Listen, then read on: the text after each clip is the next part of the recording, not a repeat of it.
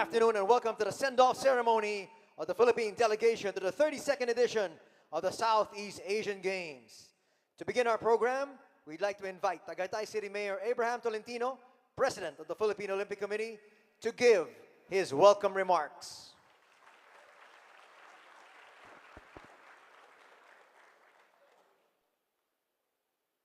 My dear fellow sports leaders, members of the House and Senate in sports,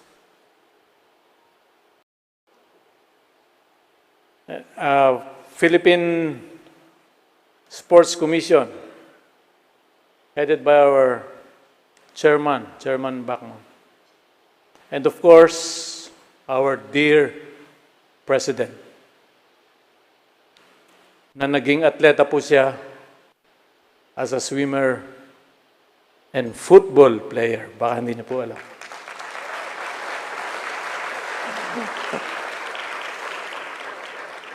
On behalf of the Philippine Olympic Committee, especially the different national sports association, coaches, officials, and national athletes, Mr. President, this is our delegates who will represent our country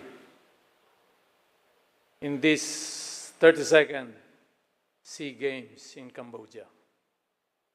We are all grateful and inspired for being here with our national athletes in this send-off ceremony. We know it's a big challenge for us. For last Vietnam SEA Games, we landed 4th with 52 golds, 70 silvers, and 105 bronzes. We will do our best to maintain our position, even though Cambodia, as a host, first-timer host, will try to notch the top place. As this will be your administration's first SEA Games, to be followed by Thailand in 2025 and Malaysia in 2027, we assure our country that we are ready to show the skills and talents of the Filipino athletes. This is also the first step, for there will be Asian Games this coming September, and of course, the Olympics, Paris Olympics next year. Mr. President, not only we will go to Cambodia not only to compete, but also to strengthen our friendship with our ASEAN brothers through sports. Maraming salamat po sa mga suportang binibigay nyo sa ating pong mga atleta through Philippine Sports Commission. Mabuhay po ang ating atletang tutungo sa Cambodia 32nd SEA Games. Magandang hapon po sa inyo lahat. Thank you very much, Mayor Tolentino. At this juncture, we shall now witness the turnover of the Philippine flag to Team Philippines. We'd like to request the President to lead the turnover together with the Philippine Sports Commission Chairman, Richard Bachman, to the Philippine Olympic Committee President, Mayor Abraham Tolentino.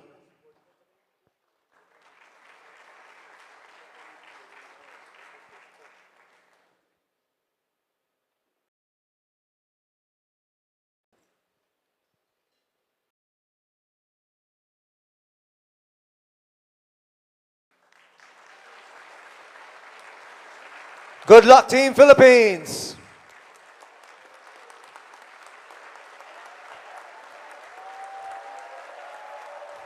Let's give Team Philippines a big round of applause.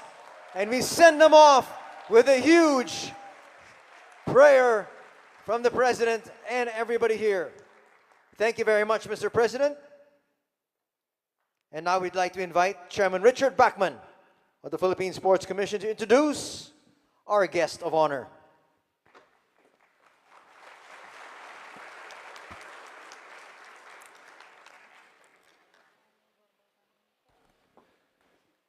Isang magandang hapon po sa inyong lahat.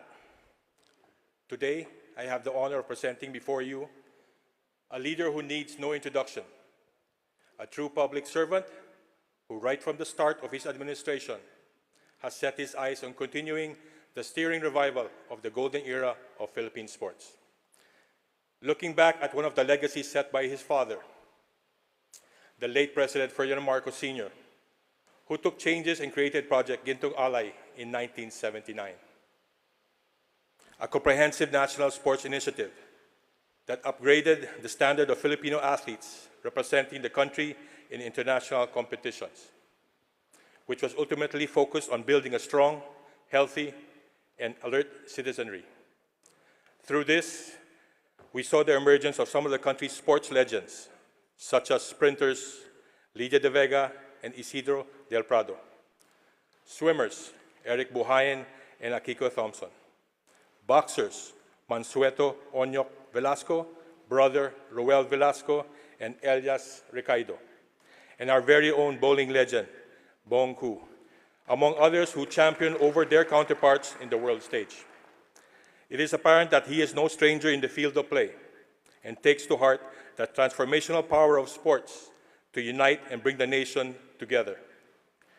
With his guidance, the Philippine Sports Commission entered another chapter when he appointed me as chairman, together with Commissioner Bong Ku, Commissioner Fritz Gaston, Commissioner Edhard Haiko, and Commissioner Walter Torres, to provide their dedicated service to our national athletes and coaches and lead the country's grassroots sports initiative. As we send off our Team Philippines together to the upcoming 32nd Southeast Asian Games in Cambodia, I am positive to report that we have been in constant communication with our athletes, teams, officials, and national sports associations to ensure we meet their needs, resolve their issues, and show and provide sincere care for the Filipino athlete. The same is also true for all the members of the PSC board, our working group, medical teams, and all the others in the PSC who are solid in their support for the Philippine team. And with his leadership and all-out support from the national government, we are assured that sports will go further and higher. He is a dreamer, but best of all, he is a doer. Sa kanya pong gabay at suporta, patuloy na magiging bida ang bayaning manlalaro. Ladies and gentlemen, it is my pleasure to introduce to you today the President of the Republic of the Philippines, President Ferdinand Bongbong Marcos Jr.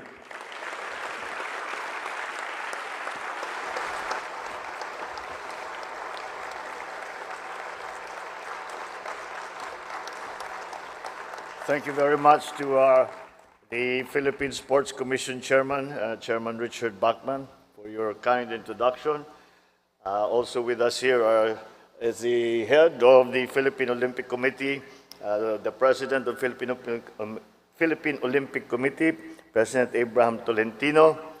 I see also over there is ang ating mga kongresista na mga sportsman din na siyang tumutulong sa ating mga atleta.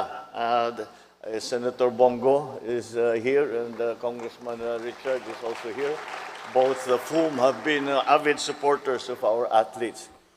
Now, most importantly, our beloved athletes who are now going to represent the Philippines, my fellow workers in government, magandang hapon po sa inyong lahat. It is with great pride and a good deal of pleasure that I welcome all our distinguished athletes, trainers, coaches, the rest of the Philippine delegation as you prepare to compete, to aim for the wins in the forthcoming 32nd Southeast Asian Games or the SEA Games. one of the greatest pleasures I have found being the leader is to be able to give honor and to recognize, hopefully to inspire, and to provide support to our athletes who are in fact our ambassadors in sport and play a very, very important part beyond just their participation in such important sporting events. I have found that I think that everybody here will agree that sport is one of the very few activities. Iilan lang talaga ang pwede nating sabihin na ating ginagawa na walang downside. The only downside to sport is sometimes you get injured. Yun lang.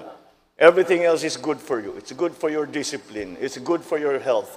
It's good for your camaraderie. It's good for your to mature young people.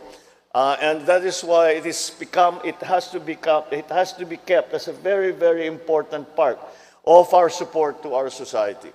And beyond that, ang ating mga champion, ang ating mga nag-uuwi ng medalya at saka tropeo ay talaga namang nagdadala ng kasiyahan at naipagmamalaki ng buong madla na kami ay Pilipino. Yan mga yan, Pilipino yan, mga champion namin yan. At yan ang siguro ang pinakamahalaga na nagdadala kayo ng dangal sa Pilipinas. Tignan na lang ninyo, lahat ng mga champion natin that have gone out onto the international stage, that have made a name for themselves, and all they have done is bring glory to the Philippines. And many of our great athletes who have made their name in the international stage have brought with them the Philippines and the honor that they have gained by their sacrifice, by their perseverance, and finally by their success is also be given to the Philippines itself, and every single Filipino feels it. And that's why I would like at this point for those who have always been in the sporting arena and have managed to make a name for themselves and put the Philippines on the athletic map, I thank you all very much for the honor and the glory that you bring to our country.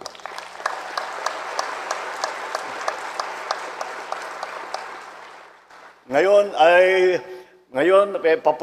papunta kayo at sa susunod na SEA Games, and we can see that everyone seems to be ready. I've been watching some of the reports about the different sports. At lahat naman tayo ay sumusubok na gawin, lalong-lalo na tayong palabas sa pandemya. Mahirap mag-ensayo pagka naka-lockdown. Pero pinagpilitan pa rin ng ating mga atleta, kaya naman hanggang ngayon ay nanalo pa. At ngayon, hindi naman yung mga iba ngayon na pupunta sa Cambodia ay hindi pa nag-champion, magiging champion pa lang. Kaya yun ang ating kayo ang nasa the hopes and the dreams and the aspirations of our countrymen for the Philippines ride with you. Alam naman ninyo, kahit nandun kayo sa Phnom Penh, kahit nasa Cambodia kayo, ay maririnig nyo, basta makinig kayo na mabuti, maririnig nyo yung sigaw namin to encourage you.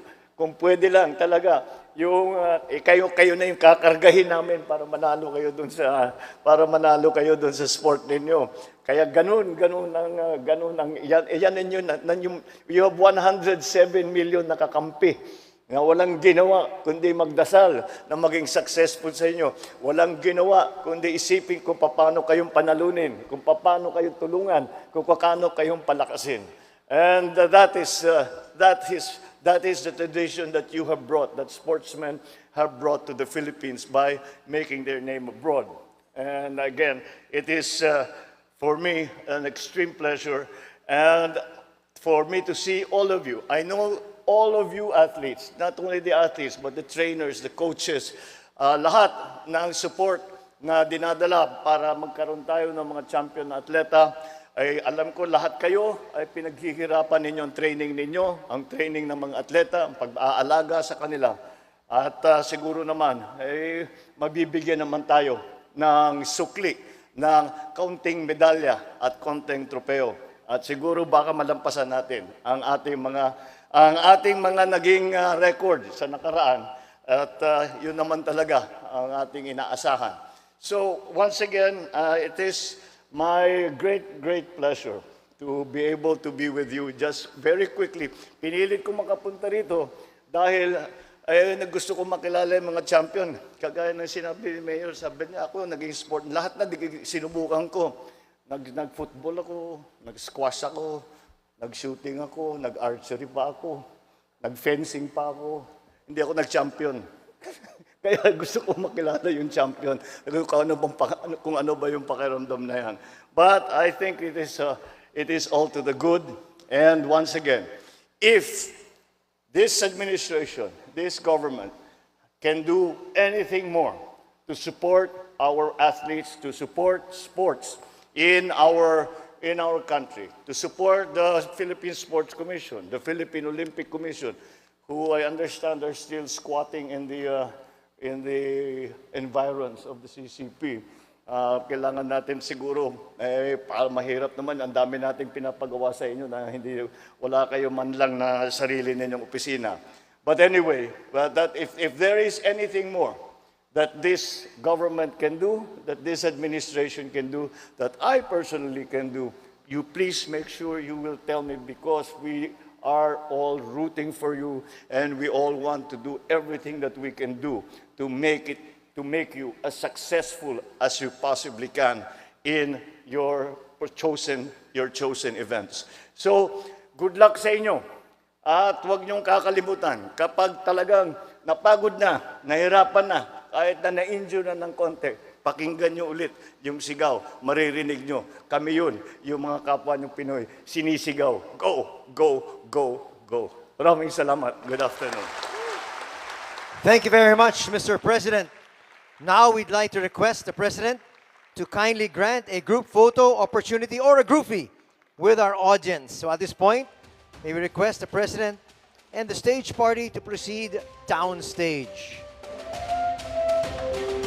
Now we'd like to request the athletes to please proceed to their respective areas a while ago during the rehearsal.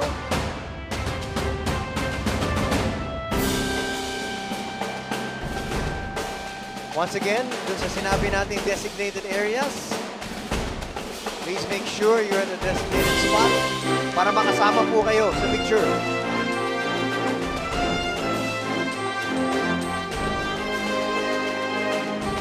Again, we need you to squeeze in. Yung binigay po natin mga parameters, hindi po kayo makikita dyan.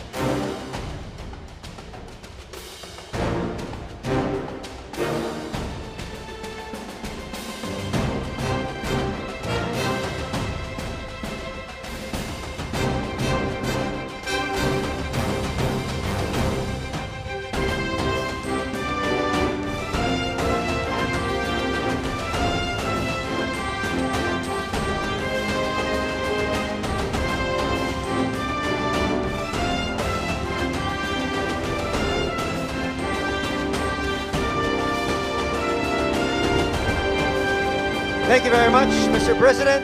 And that concludes our program for today. Once again, ladies and gentlemen, His Excellency, President Ferdinand R. Marcos Jr. We'd like to request everyone to please remain seated until the President has left the hall. Once again, please clear the aisle. Thank you.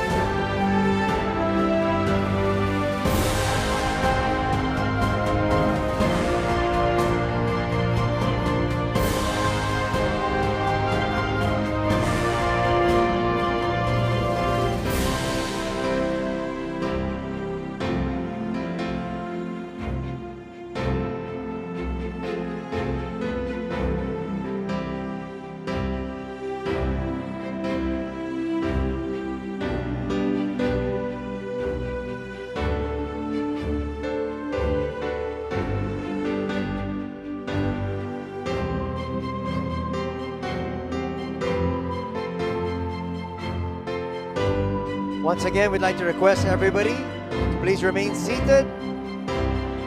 Please remain seated. Thank you.